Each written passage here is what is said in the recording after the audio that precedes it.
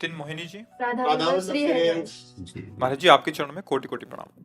महाराज जी, प्रारब्ध अनुसार आने वाले आकस्मिक मृत्यु को हम हमारे अभी के क्रियामन द्वारा प्रभु का नित्य स्मरण नाम जब सदाचार करके टाल सकते हैं क्या? मार्गदर्शन। क्यों टालेंगे? 10 दिन बाद जाना हो तो हम आज जा रहे हैं। जिसमें आपकी रुचि है प्यारे, आप 10 दिन पहले मिलना चाहते हो, 10 दिन बाद क्यों टालें? एक प्रताप राय जी नाम के महाभागवत हुए हैं, उनका चरित्र भी है, बहुत महापुरुष हुए। वो बचपन से ठाकुर जी की सेवा, उनके माता पिता भक्त थे तो तुलसी जी में जल चढ़ाना, ठाकुर जी की पूजा हो रही तो पास बैठालना, तो संस्कार बचपन से ही उनके भक्ति के। जब माता पिता पधार गए तो पूरे वैभव के और उनके यहाँ जो है वो पुराने जैसे जमींदार लोग होते थे कि आप अपनी जेवर रख जाओ, 10,000 20,000 ले जाओ, फिर आप जेवर दे जाना ब्याज सहित, और पैसा दे दो ले जाओ। ऐसा उनका चलता था, व्यापार रूप में खूब वैभव ऐश्वर्य सब था। पर वो सत्य पथिक थे भगवत मार्ग के, और कभी भगवान से कोई कामना नहीं करते थे। उनकी बहन का नाम था मालती, और वो अपने भाई की बात जानती थी कि रात दिन भजन करते हैं। उनका जो ब्याह हुआ बड़े सुख से जीवन चला, कुछ दिन के बाद बीमारी लग गई उनके पति में, खूब दवाई करवाई पर मरणासन स्थिति में थे। अब उसे एक ही उपाय लगा, अगर भैया कह देंगे भगवान से तो निश्चित हमारा सुहाग बच जाएगा, क्योंकि मुझे पता है बचपन से भजन कर रहा है, भजन में बड़ी ताकत होती है। उनके पास आए और कहा, भैया आज तक हमने कुछ मांगा नहीं आपसे, आज मांगना चाहती हूँ। तो उनका, कहो बहन क्या चाहिए? बोले आप भगवान से कह दो कि हमारे पति को अभी मृत्यु शैया पे ना ले जाएं, क्योंकि हमारी अभी नव यौवन अवस्था है। तो उनका, वैसे बहन हमने कभी भगवान से कुछ कहा नहीं है। तो उनका, मेरे लिए। बोले ठीक है। गए और जहां एक कमरे में उनको जमीन पे लिटाया, अपनी गोद में सर रखा, और ऐसे माथे पे हाथ ऐसे रखते हुए जो नाम जप करते थे वही नाम अंदर ही अंदर, और भगवान से विनय कि भगवान मैंने कभी आपसे कुछ नहीं मांगा, लेकिन बहन कह रही है इसलिए मैं आपसे प्रार्थना करता हूं कि आप इसको जीवन दान दें। उतने में उनकी समाधि लग गई, मतलब एक तंद्रा अवस्था, और वही बहन चरणों के पास बैठी थी, ठीक वैसी उसकी भावना एकदम तंद्रा में पहुंची। और दोनों ने देखा कि भगवत पार्षद आए थे, और वो उनका नाम वल्लभ था उनके पति का। तो उनसे कह रहे, वल्लभ आज तेरा सौभाग्य फिर रुक गया। भगवान मिलने के लिए व्याकुल थे और तुम भी व्याकुल थे, पर आज सौभाग्य रुक गया, क्योंकि महाभागवत प्रताप राय जी ने संकल्प कर लिया कि अब अभी मत ले जाओ। तो उनका ऐसा वो नहीं कर सकते, वो वल्लभ ऐसा नहीं कर सकते। मैं जन्म जन्म से जिनके लिए तड़प रहा था, आज मिलने का संयोग बन रहा है, और भक्त होकर वो हमें रोक देंगे? ये दोनों देख रहे थे, उनकी पत्नी मालती और उनके जो साले पद पर थे प्रताप राय जी भी। वो रो पड़े कि वो ऐसा नहीं कर सकते, वो भक्त हैं, वो जानते हैं इस बात को, वो ऐसा नहीं कर सकते। अचानक आंख खुली, दोनों की आंख खुली। उनका, बहन सुना? बोले भैया रहने दो, भगवान से प्रार्थना करो कि हमारी बात झूठी हो जाए। नहीं, उनको जाने दीजिए।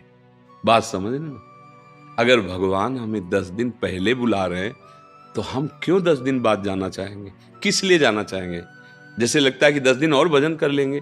तो जब वो अभी मिलना चाहते हैं तो 10 दिन और भजन क्यों कर लें? अभी वो मिलना चाहते हैं तो हम उनके लिए कह दें कि नहीं अभी मत मिलो, 10 दिन बाद मिलना, क्योंकि हम भजन पूरा कर लें। इसमें कहीं राग है हमारे शरीर का, भोगों का, परिवार का, जो भगवत मिलन में बाधा पहुंचा रहा है। देखो एक बात अच्छे से समझ लो, सबको जाना है ना, ये बात समझ में है कि नहीं है? जाना है पक्का भैया, पक्का।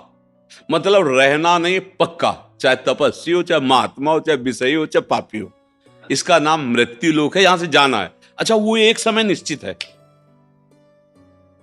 अब उस निश्चित समय को सार्थक हम कर लें, राधा राधा, और अपने प्रभु के पास जाएं।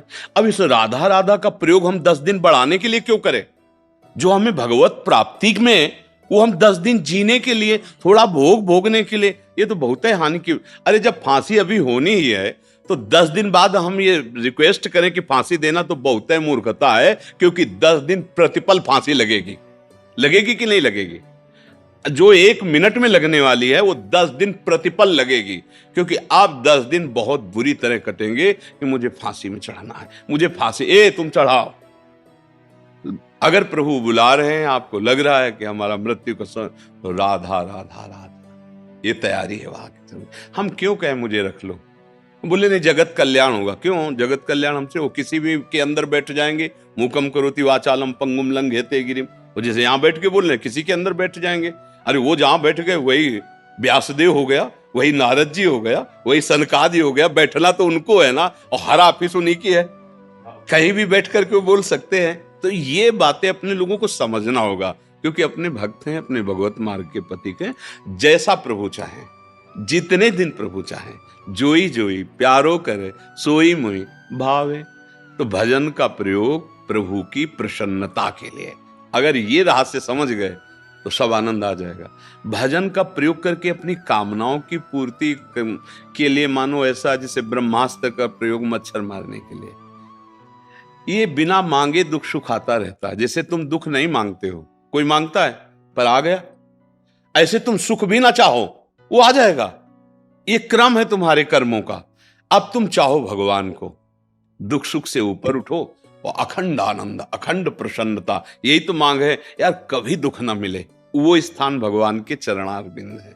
वहां तक पहुंचने के लिए शरणागति और नाम जप, इसी से हो जाता है। तो आप समझ रहे ना, हम क्यों मांगे कि मुझे 10 दिन जिलाओ? आखिर का मरना ही है ना, तो 10 दिन बाद क्यों, अभी ले, चलो अभी बुलाओ हमें।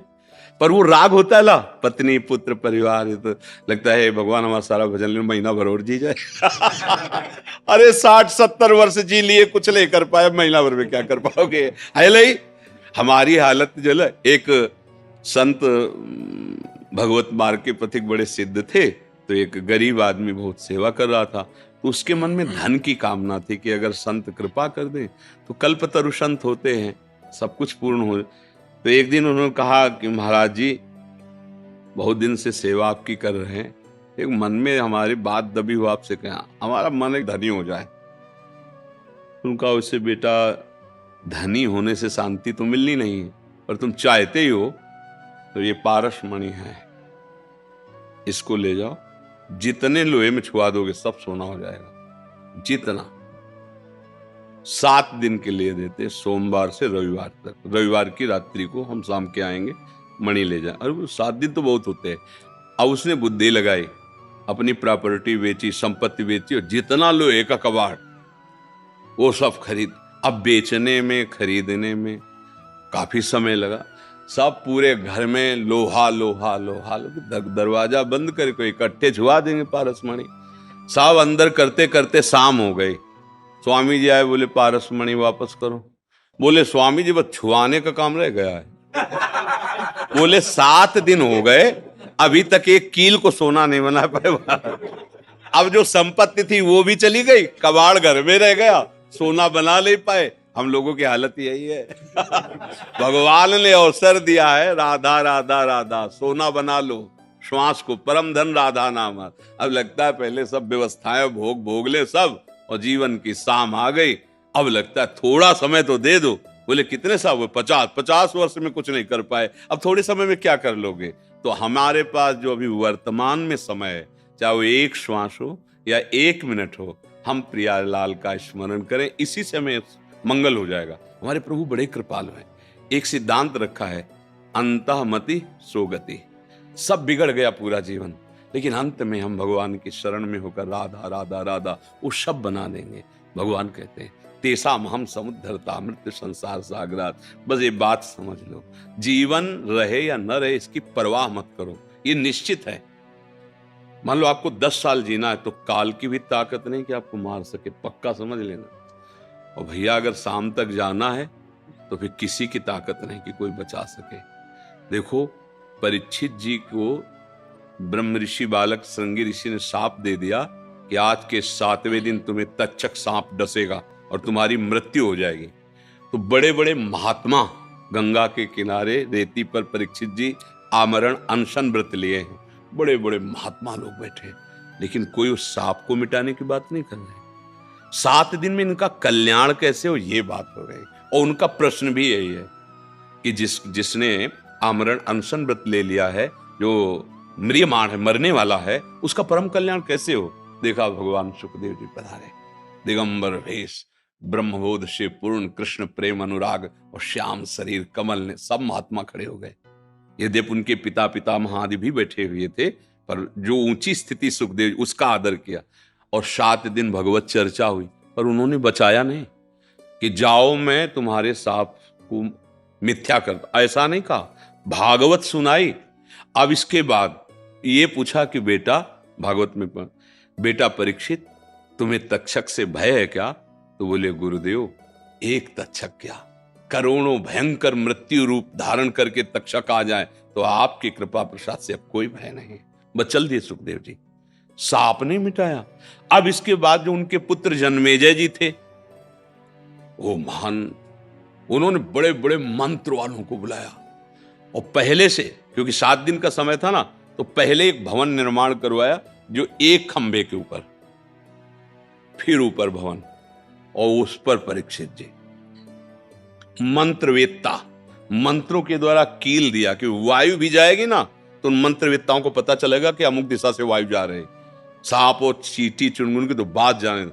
और ऐसी औषधियों का लेप कि खंबे से कोई सूक्ष्म रूप लेके ना जा पाए, सबको रोक देना। परीक्षित जी से कोई नहीं मिलेगा जाकर, केवल ब्रह्म ऋषि, क्योंकि अंतिम समय का तो ब्रह्म ऋषि के फूल में ही पराग से भी छोटा रूप लेके तक्षक बैठ गया। महाराज जे ही ऐसे किया, भयंकर रूप रख के डस लिया, उड़ गया, किसी के रोके नहीं रुकी मृत्यु। प्रमाण है ना। तो हमें चाहिए निश्चिंत हो जाना, एक दिन मेरी मृत्यु होगी। देखो डर लग रहा है, सोच के डर लग रहा है, मरेंगे यार, भैया छूटेंगे, भाभी छूटेगी, पत्नी छूटेगी, पुत्र छूटेगा, सब छूटेगा, ये पक्का है छूटेगा। अब एक चीज ऐसी जो तुम्हें बचा लेगी, भयंकर दुख, भगवान का नाम, पक्का। ये ज्ञान विज्ञान जैसे आपके दिमाग में ना, इसकी सार्थकता है कि संसार का चिंतन छोड़कर प्रभु का चिंतन करो। अगर ये नहीं भैया तो सब व्यर्थ हो गया। बस नाम जप करो, भगवद आश्रित रहो और खूब कर्तव्य का पालन करो। भगवान ने तुम्हें सेवा के लिए अवसर दिया है, भगवत सेवा रूप से परिवार का पोषण करो, नाम जप करो, नशा न करो। सबसे प्रार्थना है, जो शराब पीते हो मत पीना। अगर हमारे पास आए हो तो मेरी बात, ये बुद्धि भ्रष्ट कर देती। मांस खाना कितना घृणित कार्य है यार, कितने गंदे स्वभाव हो रहे हैं। दूसरे का मांस खा रहे हो, तुम अपने को स्वस्थ, अपने को बुद्धिमान समझ रहे हो, अपने को ग्रेजुएट समझ रहे हो। बहुत बड़ी दुर्दशा होगी, ये अभी समझ में नहीं आ रहा है, बहुत बड़ी दुर्दशा होगी। बहुत मतलब वो तो दृश्य सब देखे जाते हैं ना, पूरे ट्रक में बैठे आनंद से मस्त जा रहे, आग लग गई, गेट खुला नहीं, अंदर ही जल गए। क्यों? क्योंकि जला जला के जो खाया है ना, अब देख जलना कैसे लगता है, जिंदा जल। कार में आग लग गई, बोले कूदने का प्रयास किया, गेटे नहीं खुला, जल गए। ये सब क्या है? हमारे कर्मों का फल। सबसे प्रार्थना है, मांस मत खाइएगा, शराब मत पिएगा, पराई जो माता बहन है उनकी तरफ गंदी भावना मत कीजिएगा। ये धर्म है, आप पशु नहीं हैं, आप राक्षस नहीं हैं। आप जीवन मुक्त होने के लिए मानव देह प्राप्त किए। गंदे आचरण करेंगे तो मुक्त कहाँ होंगे और बंध जाएंगे। इसलिए सही ढंग से चलो, नाम जप करो।